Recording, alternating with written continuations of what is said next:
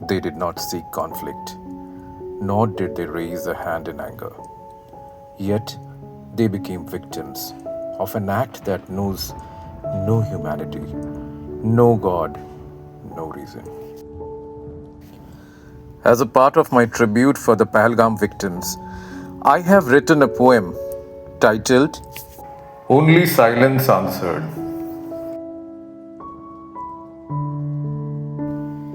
Life full of promise, stolen in an instant by the hands of terror.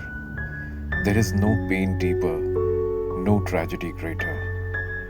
Evil took what love had built, a heartbreaking reminder of the cost of hatred.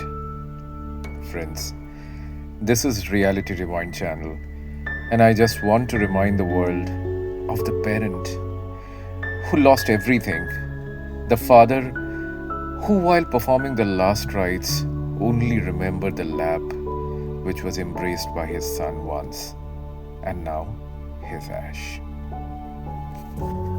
He waited in the corridor with prayers trembling on his lips. The doctor finally emerged to bring only joy on his fingertips. A father at last, he could finally embrace the name. God has listened in mercy and grace, his quiet flame. He waited for that day with his heart wrapped in prayer.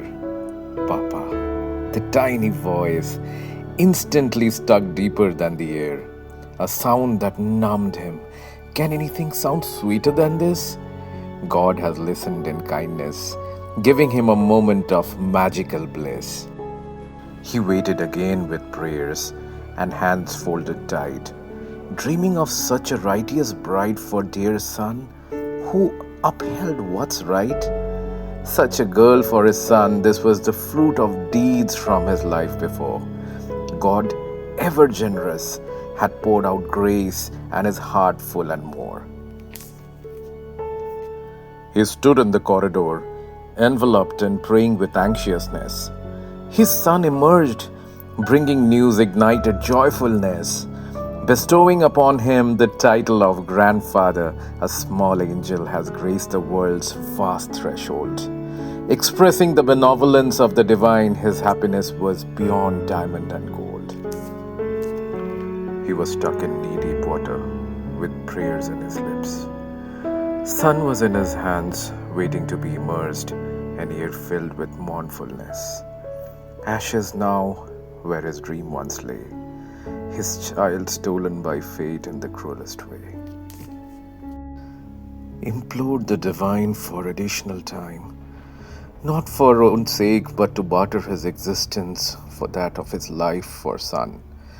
So much promise and so much light, now there was none. Snatched from a wife, from a child held tight, what price was paid for someone's spite? Why did this have to happen? Why could someone make this happen? Why God could let this happen? And again, will this happen? For the world, there'll be a glimmer of hope in days. But for him, only sadness ahead and happiness in vain. He will only see his son with closed eyes, yearning to hug one last time, but denied with disdain. When hatred becomes an act, it is called terrorism. When silence follows, it becomes complicity. Let's prove we are humans. Let's put our resolve towards this fight with all our might.